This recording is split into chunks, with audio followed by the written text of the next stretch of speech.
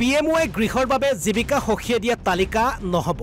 এই জীৱিকা সখিৰ যি তালিকা সেই তালিকাৰ আধাৰত নহব। তাই নহব একে নহব। যে এইটো 28 লগত যদি যোগ কৰি দিওঁ তেতিয়াহ'লে মতে 61 লাখ ওলাই যাব। ৰেচন কাৰ্ড আছে 62 লাখ। মই কি হিচাপ দিম ভাৱ কৰিব। মুখ্যমন্ত্ৰী ডাঙৰে কি হিচাপে যাব ভাৱ কৰিব। নতুনকৈ প্ৰস্তুত হ'ব PMY গৃহৰ তালিকা। কিন্তু কোনে কেতিয়া কেনেকৈ প্ৰস্তুত কৰিব এই তালিকা?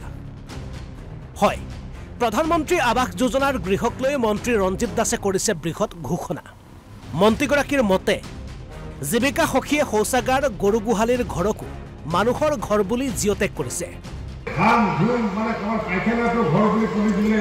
গাহৰি ঘৰটো তুলি দিলে, গৰুৰ ঘৰটো ঘৰ বুলি তুলি দিলে, তুলি দি পেলাই এটা জিঅ'টেক।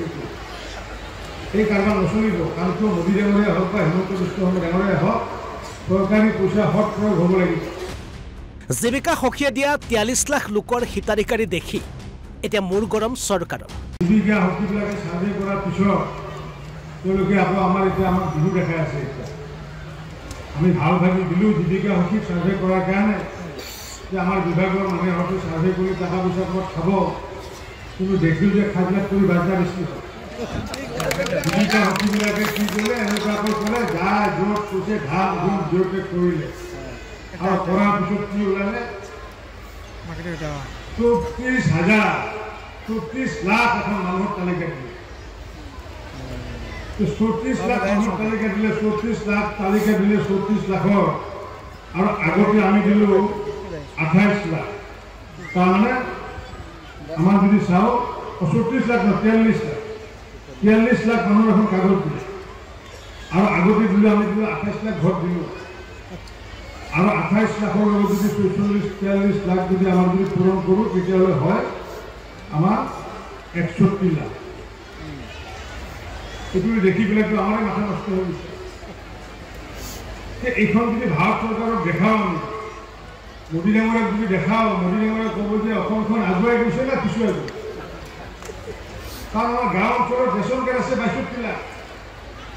ৰেচন কাৰ্ড আছে 62 লাখ।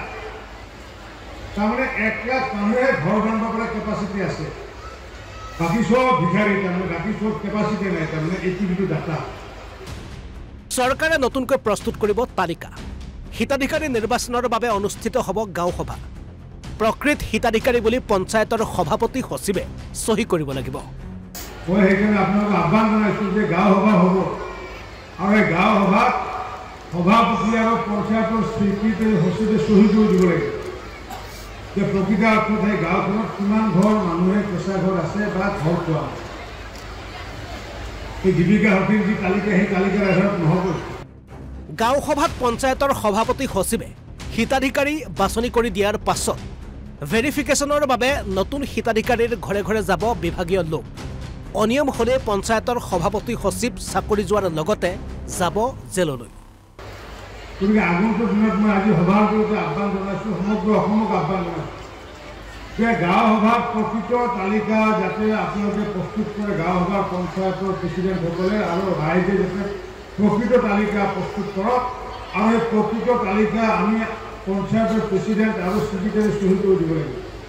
কাৰণ কিয় পিছত আৰু আমাৰ ডিপাৰ্টমেণ্টৰ জৰিয়তে আৰু আমি মানুহৰ ঘৰে ঘৰে বিভাগৰ মানুহে ঘৰে ঘৰে গৈ পেলাই প্ৰকৃত তথ্যটো উলিয়াব। আৰু তেতিয়া যদি কোনোবা প্ৰেচিডেণ্ট আৰু ছেক্ৰেটাৰীয়ে ঘৰত থকা মানুহৰ যদি চহী কৰি দিয়ে গাঁও সভা, তেতিয়া তাৰ চাকৰি যোৱাটো সেই বেলেগ যোৱাটো কথা হয়। আমি দুখীয়া সহায় কৰা কাৰণে, ধনীক সহায় কৰা কাৰণে দিয়া নাই। দুখীয়াৰ কাৰণে জন্ম হৈছে নৰেন্দ্ৰ মোদী। গতিকে দুখীয়াৰ কাৰণে স্কিম লোৱা হৈছে। গতিকে এই দুখীয়াসকলৰ কল্যাণৰ কাৰণে প্ৰধানমন্ত্ৰী ডাঙৰে কি কৰি ঘৰ দিলে, আৰু ঘৰ দিব। আমাৰ যিমান দিব লগা আছে 10 লাখ 20 লাখ যি হয়, কিন্তু 43 লাখটো হ'ব নোৱাৰে। যিমান ঘৰ আছে প্ৰকৃত আজি কথা দিলোঁ মোদীৰ হৈ পেলাই, মুখ্যমন্ত্ৰী হৈ পেলাই মই কথা দিলোঁ যে যাৰ প্ৰকৃত কেঁচা ঘৰ আছে, ৰাজ্যৰ কেঁচা ঘৰ থকা প্ৰকৃত লোকেহে প্ৰধানমন্ত্ৰী আৱাস যোজনাৰ ঘৰ পাবই বুলি প্ৰতিশ্ৰুতি দিয়ে। অভয়াপুৰীৰ এক বিশেষ সভাত এই ঘোষণা কৰিছে মন্ত্ৰী ৰঞ্জিত দাসে। বঙাইগাঁৱৰ পৰা বিক্ৰম ৰঞ্জন ৰয়, অসম লাইভ 24।